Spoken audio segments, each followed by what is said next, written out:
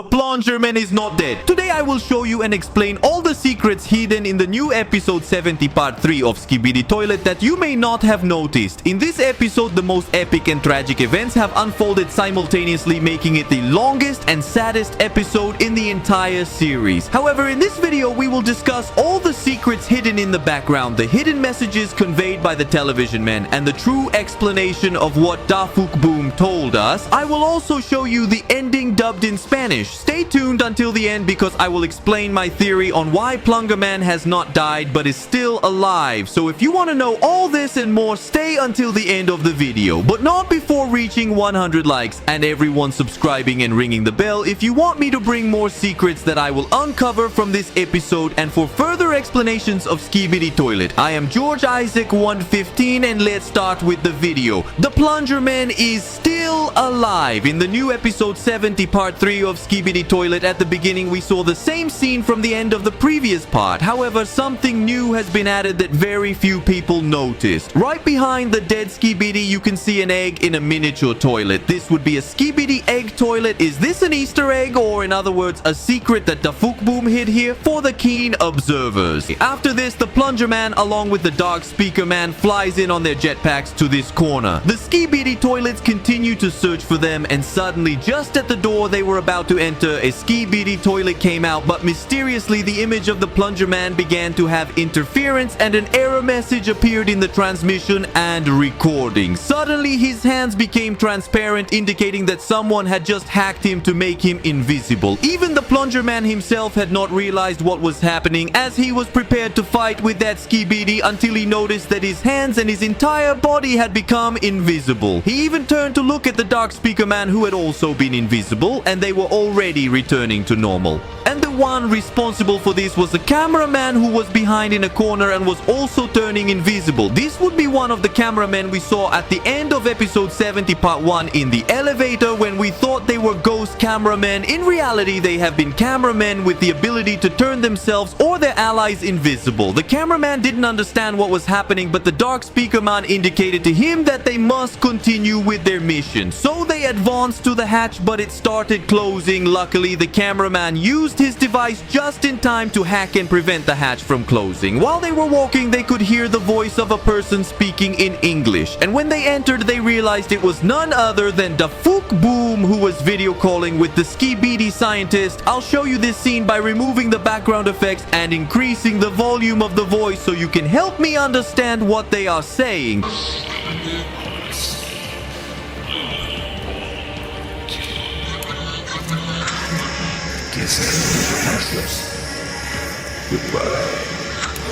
The only thing I managed to understand that DAFUQ Boom said to the scientist was something like kill you and goodbye. But I'm not entirely sure, as the strangest part is that it seems like DAFUQ Boom is telling the scientist kill them, but it would be more understandable if he said kill you. Something like he told the scientist that they are coming to kill you, and that's why he says goodbye in the end. Perhaps DAFUQ Boom is taking control of the Skibidi scientist and bidding farewell because he knows that he will finally be killed. If you find this video too intriguing, I challenge you to like it right now, and everyone subscribes while activating the notification bell. I will bring a new video with more secrets that I uncover and explanations of the upcoming episodes. It's likely that the scientist, when he was human, was one of those who worked with DAFUQ Boom, the former administrator of this laboratory. In other words, they knew each other from before, but the scientist accidentally turning into a Skibidi and toilet became enemies. At the end of that video call, the Skibidi scientist turns around and realizes that only the Plungerman cameraman and the Dark Speaker Man have reached him. He is relieved to see that only two guys have come to kill him and believes he can easily defeat them. Furthermore, one of his Skibidi toilets is coming from behind to shoot them, but the Plungerman cameraman reacts quickly and closes the hatch with his device.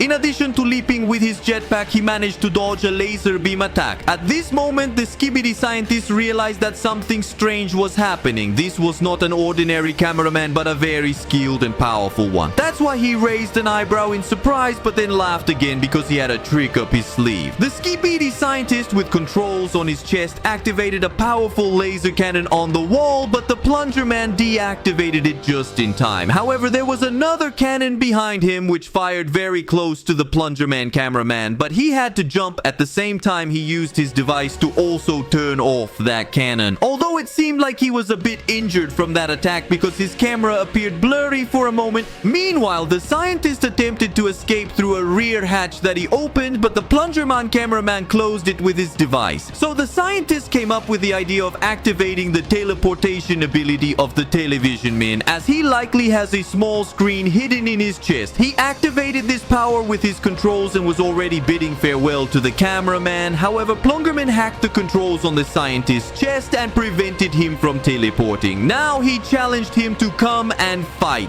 Finally, the ultimate battle began, and the scientist rose with his jetpack, pulled out a laser cannon, and fired at the PLUNGERMAN cameraman, who managed to dodge it. Then the Dauk speaker man thrust his spear into the scientist's head and launched himself at him, but the SKIBIDI stopped him with its pincers. At that moment, the PLUNGERMAN cameraman also lunged, but the scientist pushed him aside with another one of his arms. It was then that he witnessed the scientist tearing Dauk speaker man into two parts. The PLUNGERMAN cameraman launched himself again, but the scientist stopped him once more with his pincers and realized that Dauk speaker man had managed to stab the SKIBIDI scientist in the face. And right at that moment, the speaker man launched himself at the scientist again, despite only having half of his body. With his sound power, he shattered the SKIBIDI's glasses, but the SKIBIDI caught him with its pincers and threw him to the ground. Meanwhile, the PLUNGERMAN cameraman took advantage and stabbed him in the eye with his unclogger, seizing the opportunity as he no longer had the protection of his glasses. This angered the SKIBIDI scientist, who aimed his cannon at the PLUNGERMAN cameraman and fired a laser beam directly at him. Quickly, this cameraman shielded himself with the weapon he had obtained from the camera that sacrificed himself in the previous episode. Despite this, it was not enough to avoid the attack, and he was left severely injured on the ground. Perhaps if he hadn't covered himself with that weapon, he would have died instantly. At that moment, he looked back at the Dauk speaker man, who with his last strength raised his left arm and made the gesture of the middle finger before being attacked by the scientist's evasive laser beam. The PLUNGERMAN cameraman couldn't believe what he was seeing. His best friend had just been killed in front of him. However, there was no time to dwell on it because the scientist had stolen the device from the PLUNGERMAN cameraman and was using it to deactivate the hacking on his controls. Finally being able to teleport, he left the device on the ground and black teleportation smoke began to appear. Suddenly, a hatch opened and it was the Titan TV man accompanied by tactical speaker and cameraman. These are the same ones we saw entering the SKIBIDI's base at the end of episode 69, as it was evident that this Titan TV man has been upgraded, replacing the retractable screens on his back with speakers. The Titan TV man spoke some words to the scientist that can only be understood when played in reverse, as that's how television men speak. Pay attention to the scene I would show you next. At that moment, the Titan TV man used a special ability of television men to absorb the black smoke, preventing the SKIBIDI scientist from teleporting. The scientist had no other option but to fire the laser beam at this Titan TV man, but the television man stopped the attack with the speakers on his back and then counter-attacked with his power of white light, causing the SKIBIDI scientist to fall backward. The other cameraman fired the paralyzing rays, but it didn't seem to affect the scientist. He opened a hatch in the floor with his controls and jumped down.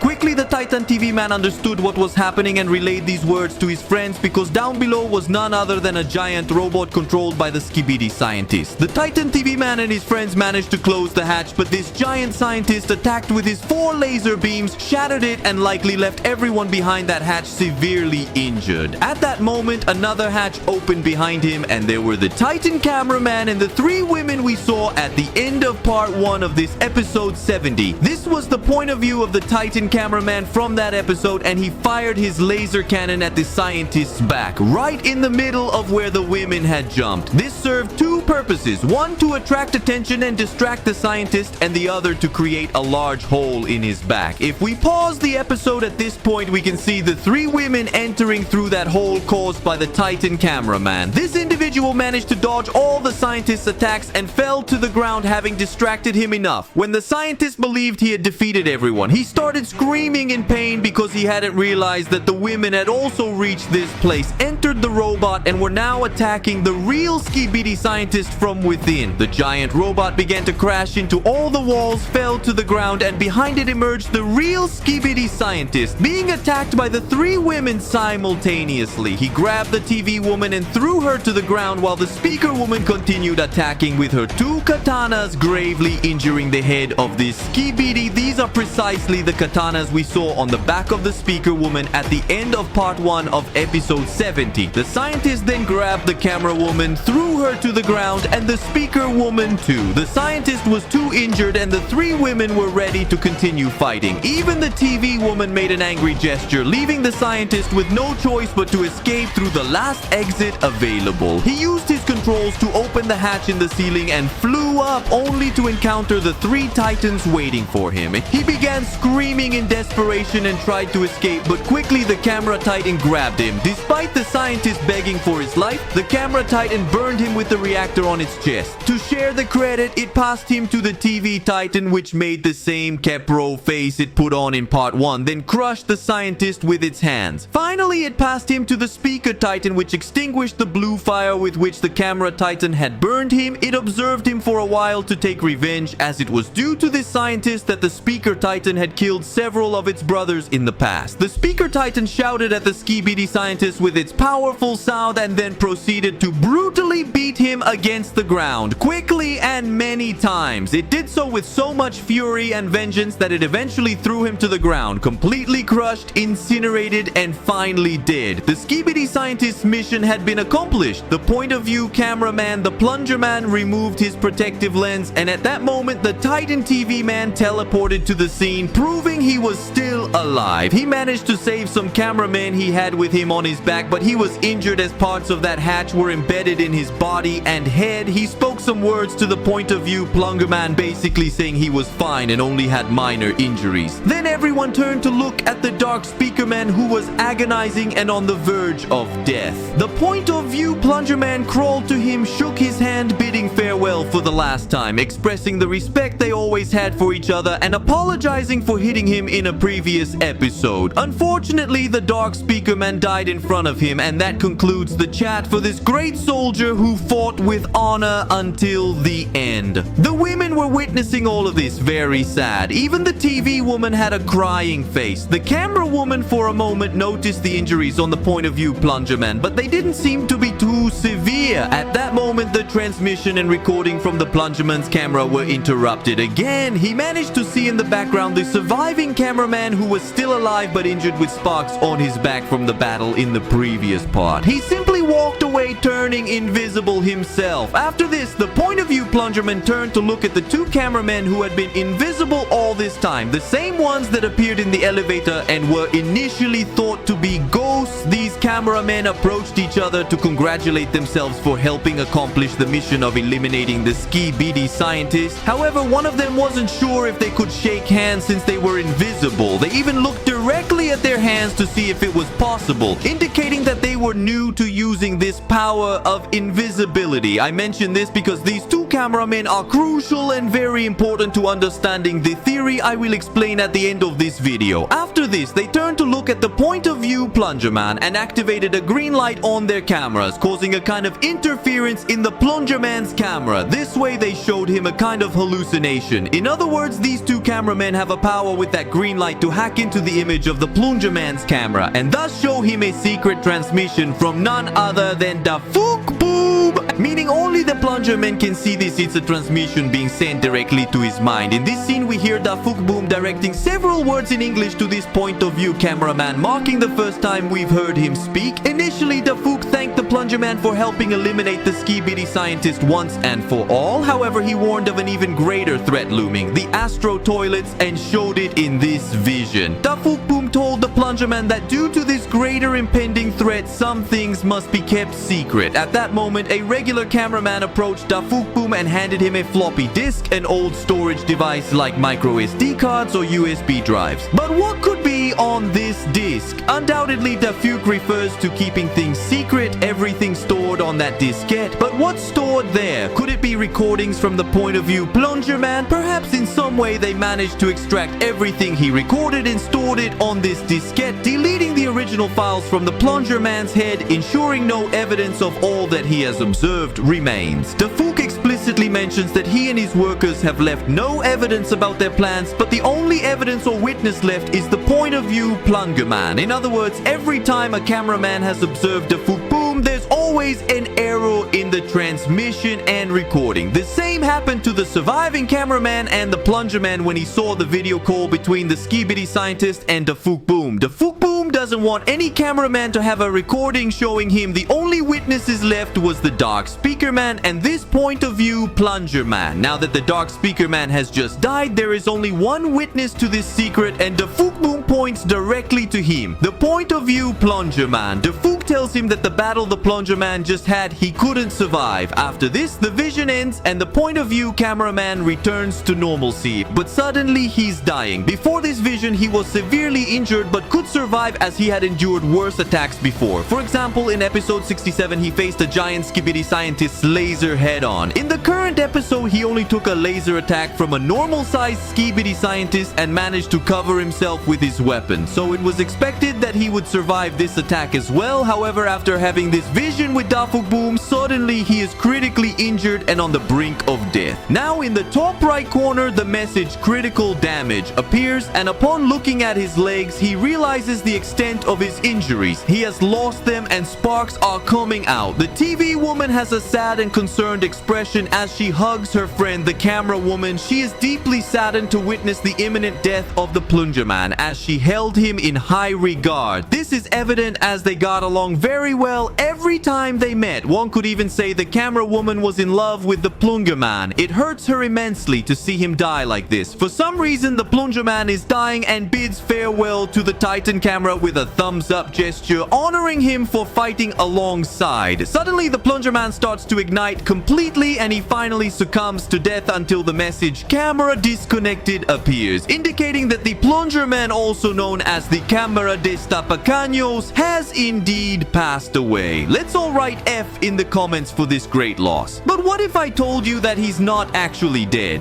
This is my theory and I'll explain why the Camera Destapacaños is still alive. The first clue is that he has survived more significant attacks before. However, suddenly this attack cost him his life, which doesn't make sense. But the most significant evidence supporting this theory is precisely the two cameramen I mentioned earlier. The ones I said were new to using the power of invisibility are in fact the same cameramen who handed over the Destapacaños to the PLUNGERMAN at the end of episode 67. They are also the ones who died at the hands of Michael Jackson's SKIBIDI. In episode 69, these two cameramen were friends of the PLUNGERMAN to the extent that due to their deaths, he became very angry and struck the Dark Speaker Man. You might wonder, how do I know they are the same? If we look at these two cameramen from episode 70 and observe their suits and ties, we'll notice they are identical to the cameramen from episode 67. Even the tie is the same with the same colors. I haven't found any other cameraman with exactly the same tie so far, as most cameramen usually wear a plain black tie. But these two are different and their ties and suits match exactly with the two cameramen appearing in this new episode. So what happened to them? My theory is that when Michael Jackson's SKIBIDI was chasing them, DAFUQ appeared, grabbed the two cameramen, teleported them out of there, saving their lives and reconstructing them. In other words, he spared their lives, giving them a new opportunity in exchange for them now working for him. Something similar happened with the surviving cameraman whom we saw in episode 39, dead with his head separated from his body. But then in episode 46, we saw him alive again. The camera medics might have saved him, or perhaps DAFUQ himself revived him. Regardless, there's a theory that the surviving cameraman cameraman was the POV cameraman from episode 47 who, after being killed by Skibidi DJ Toilet, DAFUQ Boom approached and possibly revived him at that moment. Since then, the surviving cameraman works for him because he saved his life and gave him a second chance. In other words, we have evidence that the surviving cameraman had died and DAFUQ Boom brought him back to life. From that point on, the surviving cameraman works for him. The same likely happened with these two cameramen who were almost killed by Skibidi DJ Michael Jackson, but DAFUQ Boom surely saved them, and that's why they now work for him as well. Since this happened just a few hours ago, they are novices and are still amazed by the power of invisibility that DAFUQ Boom probably granted them. This would explain why they stared at their hands before shaking hands. They are new to using this invisibility power. Perhaps the same will happen with the camera Destapacaños himself. It's very suspicious that right after DAFUQ Boom told Destapacaños that he did not survive this battle, he suddenly began to genuinely die and even burn. Maybe DAFUQ hacked some internal part of this camera Destapacaños to make it catch fire, and everyone believed he died there. However, in reality, DAFUQ will revive him, reconstruct him, and from now on, the camera Destapacaños will be a new secret agent for DAFUQ Boom. That's my theory. It's even possible that those two cameramen were killed by Skibidi Michael Jackson, but DAFUQ Boom recovered all their memories and inserted them into new cameramen bodies. It's like saying he transferred their minds to new bodies, and that's why they are alive and complete now, because they had lost their hands before and maybe now. Like the camera Destapacaños, they are reconstructed. They extracted all his memory and information and saved it on that floppy disk that DAFUQ Boom showed us, and he will insert that disk into a new body of camera Destapacaños to bring him back to life. This would also explain why DAFUQ has heads of a speaker man and a TV man on his desk, perhaps because he can create new bodies for them. So my theory is that we will see Plungerman again, but now working for DAFUQ Boom, and that's why he hasn't actually died. However, I invite you to share your thoughts on my theory in the comments below, and if you have any other theories, feel free to write them down. Anyway, this has become the most epic and sad episode, where we finally witnessed the elimination of the evil scientist SKIBIDI.